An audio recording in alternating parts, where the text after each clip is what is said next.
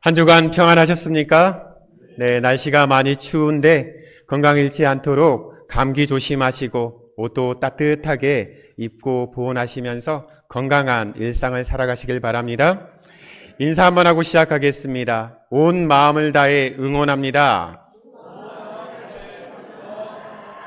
네, 우리 양전교회는 서로가 서로를 응원해주고 격려해주고 기도해주는 아름다운 공동체입니다.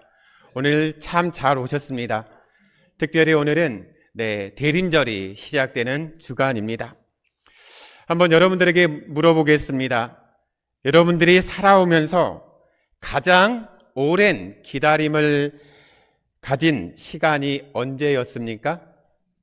있다면 그 일은 언제였고 또 어떤 일이었습니까? 각자가 떠올려 보시기 바랍니다. 최근에 수학 능력 시험이 끝나고 우리 고3 수험생들은 이제 성적을 기다리고 있습니다. 그리고 그 성적에 따라서 수시와 정시의 합격이 당락이 결정되기 때문에 합격 통보를 간절히 기다리고 있습니다. 그리고 군에 입대한 우리 자녀들은 어떻습니까?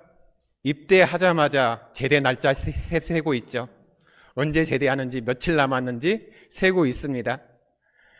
그리고 아이가 생기지 않아서 마음의 고생을 하고 있는 난임 부부는 어떻습니까?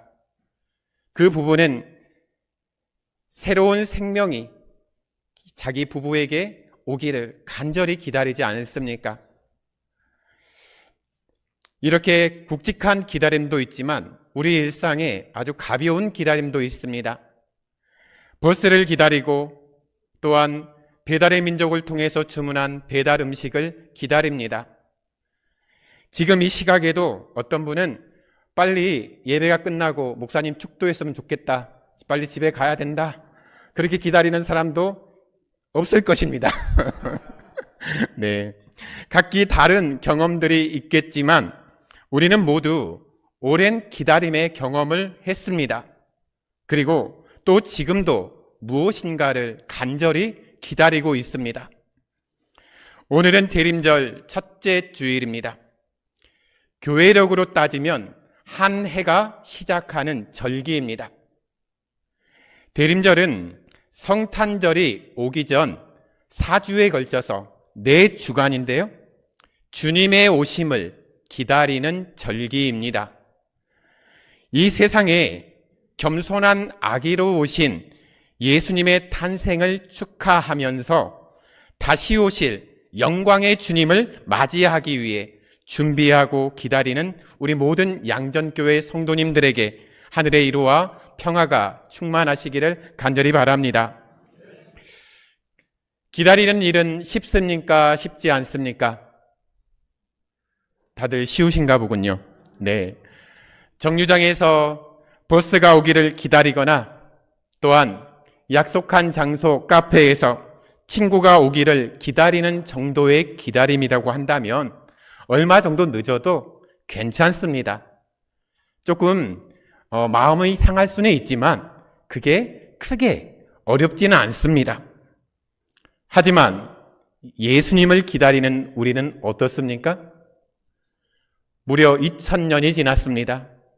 예수님이 부활하시고 그리고 승천하시면서 제자들에게 말했습니다. 너희가 본 이대로 오시겠다라고요. 그때부터 다시 오실 예수님, 재림하실 예수님을 모든 제자들이 기다렸습니다. 저희 또한 기다리고 있습니다. 그런데 아직 예수님은 오지 않았습니다. 2000년을 기다려도 오시지 않고 얼마나 더 기다려야 오실지 모르는 예수님을 또 기다려야 한다는 것은 한숨부터 나오고 지루하고 답답한 일이 될 수도 있습니다. 성경이 우리에게 주신 가장 귀중한 약속이 이제 곧 실현될 날이 오고 있습니다. 그 약속은 예수 그리스도께서 다시 오심을 통해서 이루어집니다. 이날을 조용히 기다리는 기간이 바로 오늘 시작된 대림절입니다. 오늘 그 첫 번째 주일에 확실한 미래의 약속을 다시 한번 새겨보고자 합니다. 우리 삶에는 반드시 찾아오게 될 일이 있습니다. 반면에 올 수도 있거나 오지 않을 수 있는 일도 있습니다. 이때 여러분들은 어디에 중점을 두고 준비하는 게 맞습니까? 반드시 올 일을 준비하는 게 맞습니까? 확실치 않은 일을 준비하는 게 맞습니까? 물론 두 개 다 준비하면 금상첨화겠죠. 하지만 그 중에 우리가 가장 신경을 써야 될 것은요, 반드시 찾아올 일을 미리 준비하는 것입니다. 이를테면 대학생이 한 학기를 시작하고 나면 반드시 찾아올 일은 무엇일까요? 성적이 나오고 학점을 받는 것입니다. 그래야지 그 학점과 성적을 통해서 졸업을 할 수 있기 때문입니다. 학위를 받을 수 있기 때문입니다. 이를 위해서 학기 마지막에는 꼭 시험을 치르게 됩니다. 아무리 힘들어도 반드시 찾아올 이 시험을 미리 준비하는 것이 학생의 입장에서 가장 잘하는 일 아니겠습니까? 또한 우리 인생에 반드시 찾아올 일이 있습니다. 그게 무엇일까요?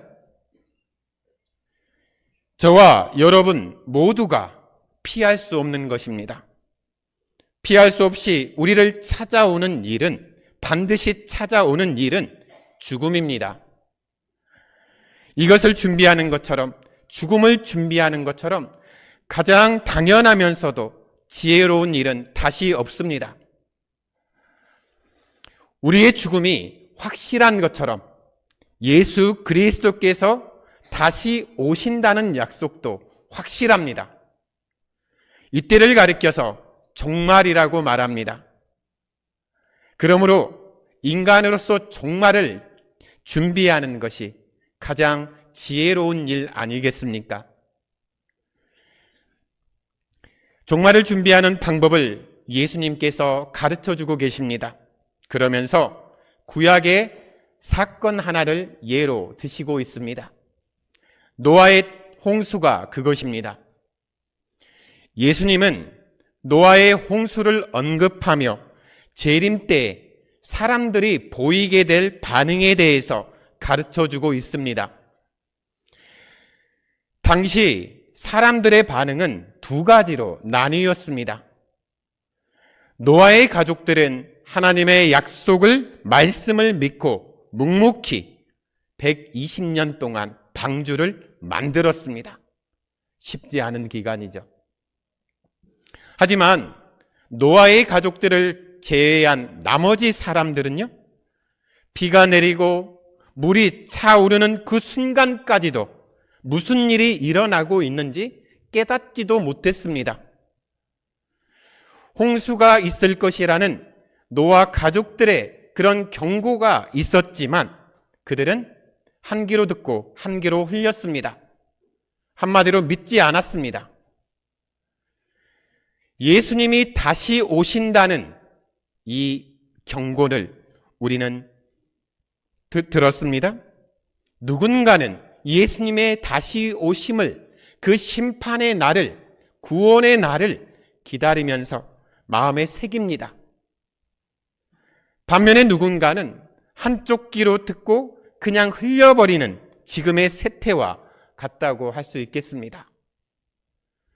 아무리 예수님의 재림이 가까워지더라도 영적으로 깨어있지 않은 사람들의 눈에는 이 징조가 전혀 보이지 않습니다. 사람들은 마지막 날이 가까웠음을 전혀 인식하지 못한 채 일상을 살아갑니다.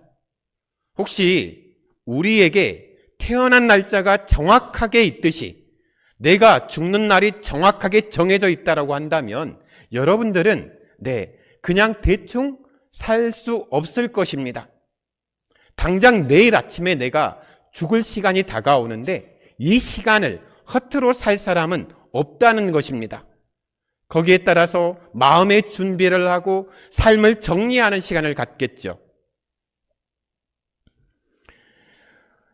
오늘 예수님께서 이야기하는 한 이야기 가운데 같은 장소에서 동일한 일을 하고 있는 두 사람이 등장합니다. 두 사람이 밭에서 함께 일하고 또 두 여인이 나란히 맷돌을 돌리고 있습니다. 겉으로 보기에는 두 사람의 겉모습이 아무런 차이가 없습니다. 그러나 너무나 큰 차이가 둘 사이에는 있습니다. 그것이 바로 마음, 더 정확히는 믿음의 유무입니다. 그런데 같은 자리와 같은 처지에 있던 두 사람 가운데 하나는 하나님 나라로 들어갔고 다른 하나는 버림받았습니다. 구원받는 사람 안에는 예수님을 그리스도라고 고백하는 믿음이, 확실한 믿음이 있습니다. 여러분 마음 가운데 이 확실한 믿음이 있으시죠? 아직 정확하지 않은 것 같습니다. 여러분 마음 가운데 예수 그리스도 그 믿음, 확실한 믿음이 분명히 있으시죠? 지금 우리는 함께 예배하고 있습니다. 부부가 함께 앉아서 예배 드리는 분도 계시고 또한 자녀를 키우시는 분도 계시겠죠. 부부가 함께 살아도 같이 두 자녀를 같이 키워도 그리고 집사님, 권사님이 나란히 앉아서 함께 예배를 드려도요. 오늘 본문의 말씀처럼 한 사람은 하나님 나라에 들어가고 다른 한 사람은 들어가지 못하고 버림을 받는다. 그러면 여러분 기분이 어떨 것 같습니까? 좋을 분은 한 분도 없습니다. 준비된 그리스도인은 하나님의 나라에 들어가게 되어 있습니다. 하지만 준비 없이 형식적인 교인에 불과하다면 하나님 나라에 함께 들어갈 수 없는 것입니다. 물론 하나님 나라에 들어가는 기준은요, 예수 그리스도를 믿는 확실한 믿음이 있는 사람입니다.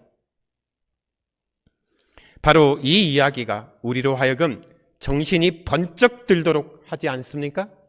함께 예배드리는데 저 사람은 천국 가고 나는 버림받았다 생각하게 되면 얼마나 비참합니까? 어렵게 생각하지 마시기 바랍니다. 같은 시험을 준비하는데 옆 사람은 합격했습니다. 나는 불합격했습니다. 기분이 어떻습니까? 말하지 않아도 아시죠? 하물며 시험에도 그런 마음이 있는데 하나님의 나라, 천국에 들어가는 일에 있어서 이렇게 구분되어진다면 우리의 마음은 너무나 슬플 것입니다. 오늘 본문 말씀은 믿는 사람들이 깨어 기다려야 한다라고 말씀하고 있습니다. 깨어 있어야 시대를 알 수 있기 때문입니다.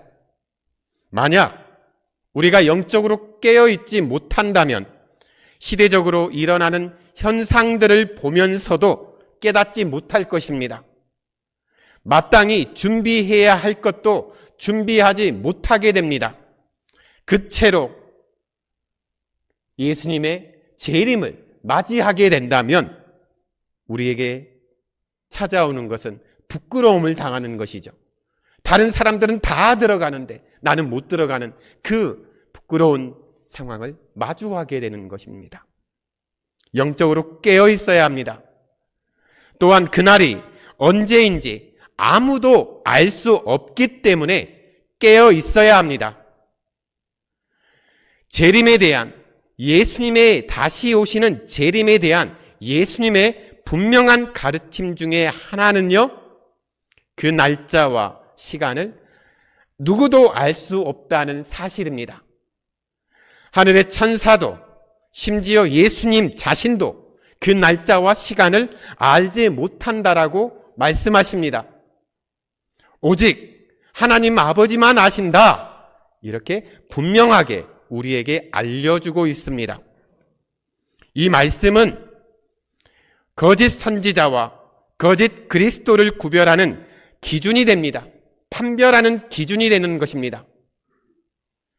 오늘날 재림의 날을 하나님께 계시받았다고 하면서 특정한 날을 주장하며 사람들을 미혹한 자들이 있습니다. 이른바 시한부 종말론자들입니다. 우리는 90년대 말에 다미선교회라는 그 사람들 휴거가 된다 어쩐다 얘기하면서 온 나라를 어지럽게 했던 사건을 기억할 것입니다.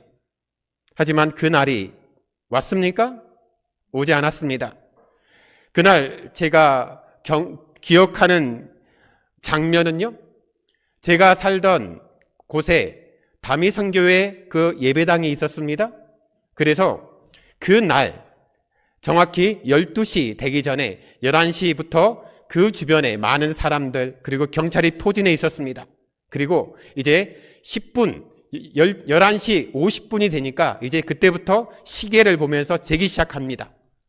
12시가 딱 됐는데 아무 일도 일어나지 않았습니다. 바로 그때 경찰들이 들어가서 모두 그 지도자들을 끌고 가는 모습을 보았습니다. 사기꾼이었다는 것이죠. 신천지, 하나님의 교회, 구원파를 비롯한 각종 이단과 사이비가 전성시대를 맞고 있습니다. 지금 우리가 살아가는 오늘 말입니다. 자칭 재림한 예수라고 하는 사람들이 전국 곳곳에 등장합니다. 우리나라에만 해도 밥 먹고 화장실 가는 하나님이 40명이 넘습니다. 재림의 시기를 안다면서 종말론을 이용하는 이들의 목적은 딱 하나입니다. 사람들을 미혹해서 이득을 취하는 것입니다.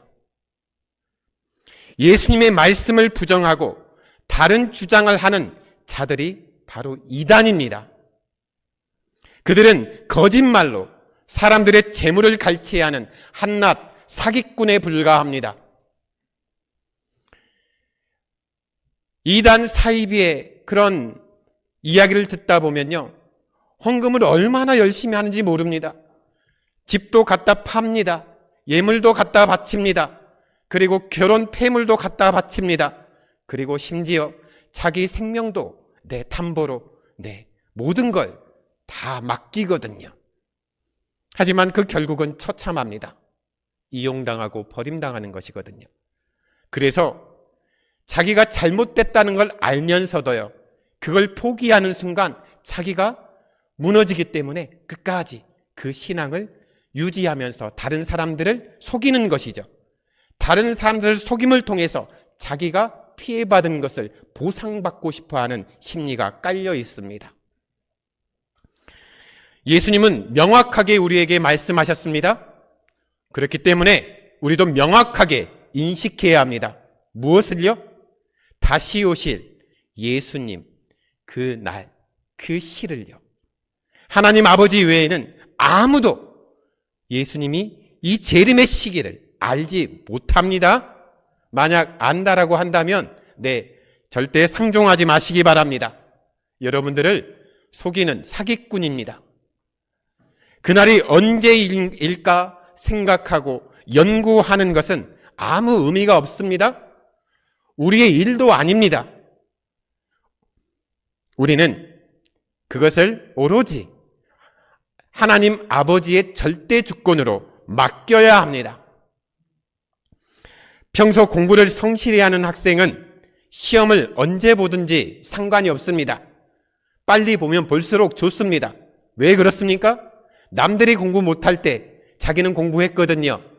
그러면 지금 시험을 보면 1등할 확률이 높아집니다. 마찬가지로 언제나 하나님 말씀 안에서 경건하게 사는 사람들에게 언제 주님이 다시 오실지는 중요하지 않습니다. 재림에 대한 올바른 태도는 그 날짜와 시간에 관심을 두는 것이 아닙니다. 그날을 기다리는 자답게 내가 살면서 집중하는 것입니다. 내게 주어진 삶을 그냥 막 사는 것이 아니라 당장 예수님이 오시더라도 내가 당당한, 그리고 하나님께 부끄러움이 없는 그 삶을 살아가는 것입니다. 말씀에 순종하며 살아가는 것입니다. 혹시 여러분 집에 도둑이 몇 날, 며칠, 몇 시에 온다, 이렇게 알고 있다라면 여러분 어떻게 하겠습니까? 그날 그 시각에 두 눈 부릅뜨고 지켜보고 있겠죠. 그런데 우리 도둑님께서는 통보하고 오십니까? 안 오시죠. 우리가 잠든 사이에, 우리가 자리를 비운 사이에 몰래 들어와서 다 훔쳐가잖아요. 만약에 내가 집 주인으로서 도둑을 대비한다라고 한다면 미리 올 것을 생각하면서 귀한 것들은 전부 다 다른 곳에 맡겨 놓겠죠. 그리고 언제 도둑이 오더라도 당황하지 않게끔 그런 만반의 준비를 하면서 매일매일 깨어 있을 것입니다. 이처럼 우리 주님의 재림도 우리가 전혀 예상하지 못한 시간에 이루어질 것입니다. 그래서 주님의 제자들은 오늘 주님이 다시 오시더라도 부끄러울 것이 없도록 매일의 삶에서 최선을 다해 살아갑니다. 여러분들이 그렇지요? 당장 예수님이 오시더라도 여러분의 삶이 부끄러움이 없는 삶이라는 것을 자신 있게 말할 수 있으시죠? 다시 오실 주님께 관심을 집중하면서요, 내게 주어진 삶에 최선을 다하시기 바랍니다. 마음을 담기 바랍니다. 그 날짜, 그 시간 알려고 하지 마세요. 아는 사람 없습니다. 하나님 아버지밖에 모릅니다. 예수님은 주인으로부터 그 집 사람들을 맡은 두 종의 이야기를 우리에게 들려주고 있습니다.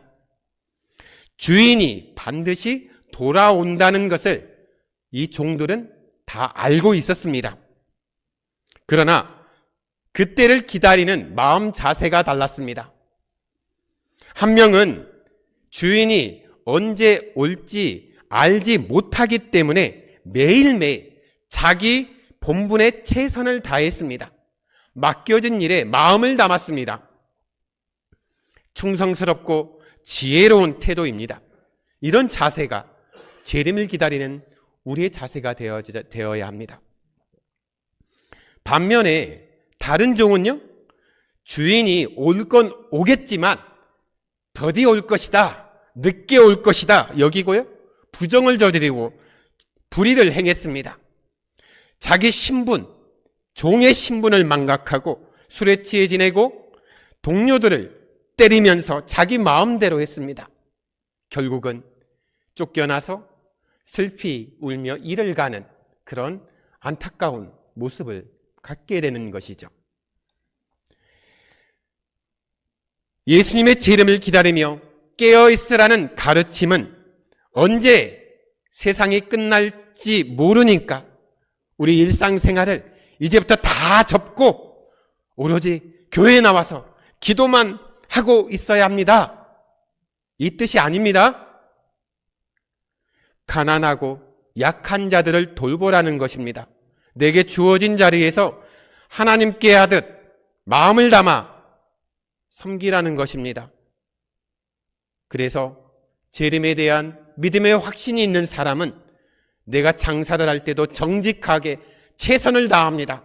내가 민원인을 상대할 때도 하나님을 대하듯 짜증나더라도 그들을 이해하고 도와주려고 애를 씁니다.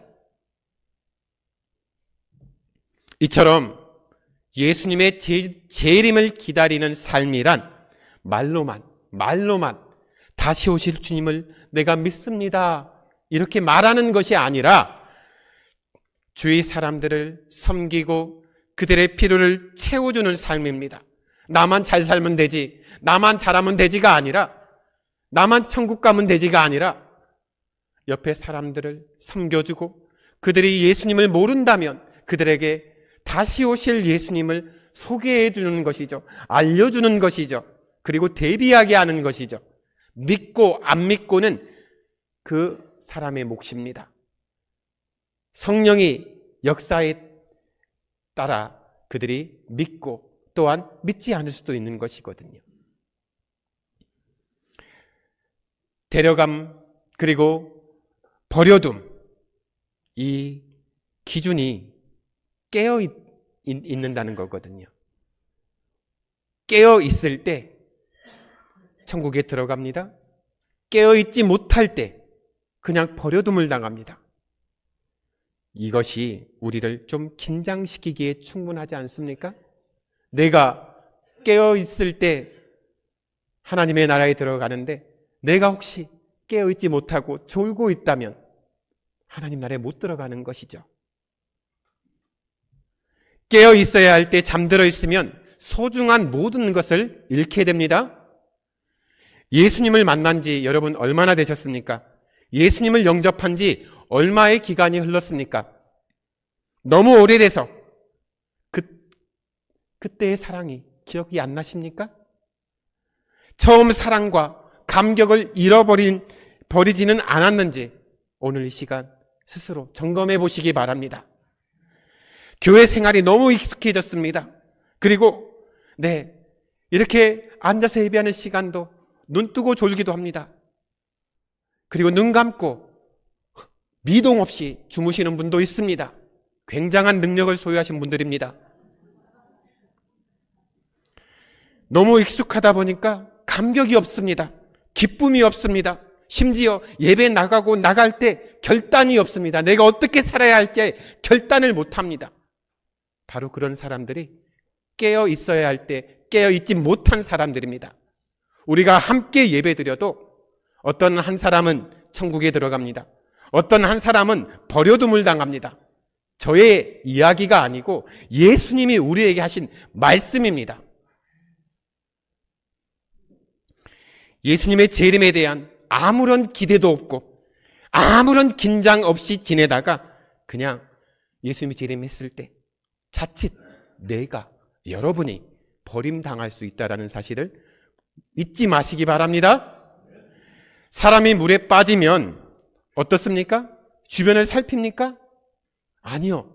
그냥 어떻게든 물에 뜨려고 안 죽으려고 발버둥 칩니다. 허우적거립니다. 살겠다는 의지는 충천합니다. 하지만 공황 상태에 빠져 있는 그 방법을, 거기에서 살 수 있는 방법을 찾지 못하는 것이거든요. 수영을 하는 사람들은 수영을 해서 거기를 빠져나가겠죠. 하지만 수영을 못하는 사람은 그냥 그 시간에 코로 물이 들어오고 입으로 물이 들어오기 때문에 생각할 겨를이 없습니다. 그냥 허우적거리다가 그냥 꼬르륵 물속에 빠져 죽는 것이죠. 힘들고 혼란스럽고 버거운 삶에 휩쓸려서 여러분들이 이 마음, 이 시선을 잃지 않기를 바랍니다. 세상이 아무리 우리를 힘들게 해도 우리의 시선은 한 곳, 한 분에게만 집중해 있으면 됩니다. 거기가 어디입니까? 그분이 누구십니까? 예수 그리스도이십니다. 예수님께서 우리에게 약속하신 하나님의 나라입니다. 이 땅에 살지만 우리는 하나님의 자녀 아닙니까? 우리의 소속은 하나님 나라입니다. 천국을 소망하며 살아가야 되는 게 우리들입니다. 우리가 세상에서 억울한 일을 당하면서도 기뻐하고 새 힘을 얻을 수 있는 이유는요, 다시 오실 예수님이 모든 것을 바로 잡아주시고요, 우리의 수고를 갚아주시고 또한 우리의 눈물을 닦아주시고 우리 아픈 마음을 끌어안아 주시는 거죠. 그때 우리는 모든 게 풀립니다. 내가 억울한 마음도, 내가 슬픈 마음도 예수님이 그날 나를 꼭 끌어안아 주시면 모든 게 그냥 끝나거든요.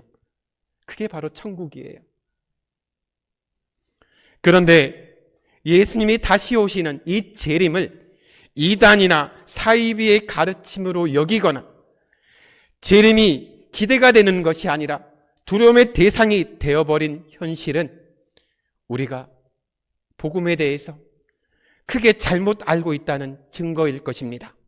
여러분, 재림, 그 이야기를 들으면 어떤 마음이 드십니까? 기다림이 있습니까? 간절함이 있습니까? 아니면 무서워서 두려워 떠는 마음이 있습니까?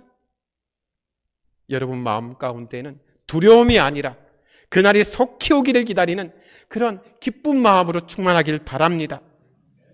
지나친 두려움과 관심은 잘못된 억지 해석을 낳습니다. 그러므로 주변에 깔려있는 그런 이단 사이비, 그런 시한부 종말론자들의 이야기에 현혹되지 마시기 바랍니다. 누군가가 옆에서 살며시 그 이야기를 하면 네, 그냥 조용히 사라지세요. 도망치세요. 절대 말을 섞지 마세요. 우리는 건강한 종말관을 가져야 합니다.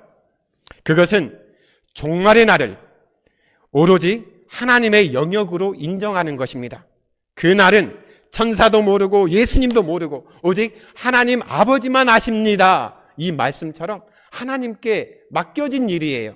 우리가 알려고 할 필요가 없어요. 우리는 그날을 준비하면서 오늘 하루를 하나님이 주신 마음을 따라서 성실하게 정직하게 최선을 다해 하나님을 사랑하고 이웃을 사랑하는 삶을 살면 되는 것입니다. 천국을 소망하는 마음으로 우리에게 주어진 삶을 충실하게 살아내시기 바랍니다. 주님이 다시 오실 날에 대한 기대, 그 기대가 회복되어지길 바랍니다. 오늘 이 시간 주님이 주시는 기쁨과 소망이 가득한 한 주가 되시길 주님의 이름으로 축원합니다.